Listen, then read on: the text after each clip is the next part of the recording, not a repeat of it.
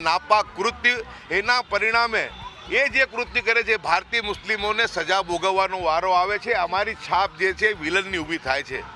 એટલે આ પાકિસ્તાની પ્રેરિત આતંકવાદીઓનો સંપૂર્ણ સફાયો કરવામાં આવે।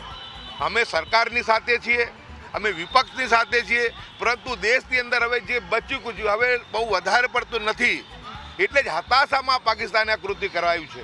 હરકતોથી આજે સમગ્ર ભારત દેશના અંદર પાકિસ્તાન પ્રત્યે નફરત છે અને આજે સમગ્ર મુસલમાન જે ગુજરાતના અંદર રહે છે, જે 70 લાખ મુસલમાનોને એક જ છે જનૂન છે કે આ પાકિસ્તાનને જડબાતોડ જવાબ આપવો જોઈએ। પાકિસ્તાનના આકાઓ બેઠા છે ત્યાં, જે પ્રમાણે ત્યાંથી હરકતો કરાવી રહ્યા છે અને નિર્દોષ લોકોના ઉપર જે અત્યાચાર થાય છે અને નિર્દોષ લોકોના જીવ જાય છે, તેનાથી આજે હું સમજું છું કે ગુજરાતના અંદર ને સમગ્ર ભારત દેશના અંદર આજે શુક્રવારની નમાઝ છે। આ નમાઝ પઢીને દરેક મુસ્લિમ સમાજે દુઆ કરી છે કે ભારત દેશના અંદર અમનો અમાન શાંતિ રહે, ગુજરાતના અંદર અમનો અમાન શાંતિ રહે અને જે આવા નાપાક ઇરાદા સાથે લોકો જે છે તેને જડબાતોડ આપણી સરકાર જવાબ આપે। અમારી તમામ માહિતીથી અપડેટ રહેવા માટે જોડાયેલા રહો S9 ન્યૂઝ સાથે।